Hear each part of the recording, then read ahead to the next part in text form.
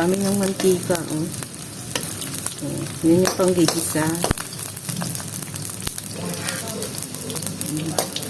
Gisa na, gisa. Bawang.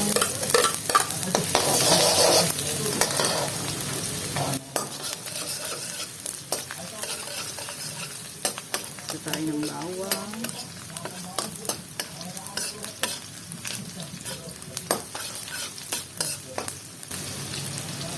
Sibuyas.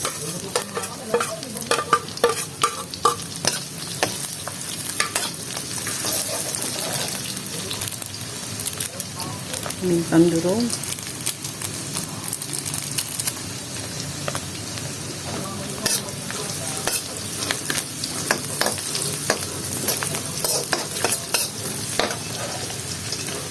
Toyo.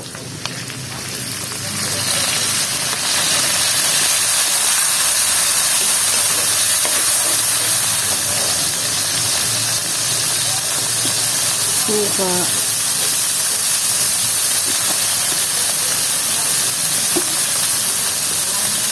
Isin. Balunan muna. Para lambutin yung balunan. Palambutin muna itong balunan. Mamaya yung atay. Pag malambot na siya.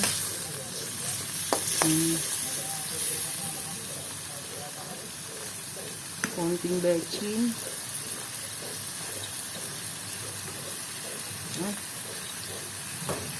Konting bechin.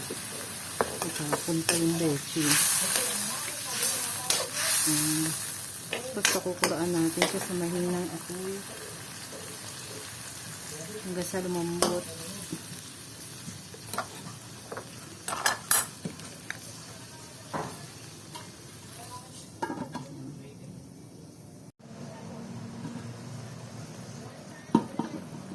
Ito na siya guys. Oh, after ng 30 minutes, malambot na siya.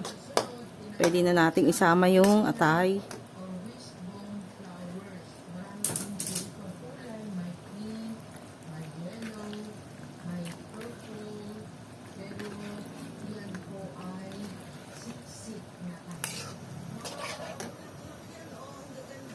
Tapos, lagyan natin siya ng chili.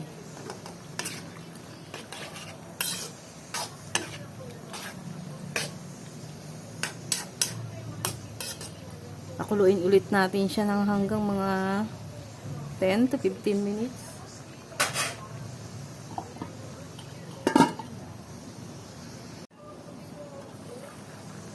Yan, 15 minutes na siya.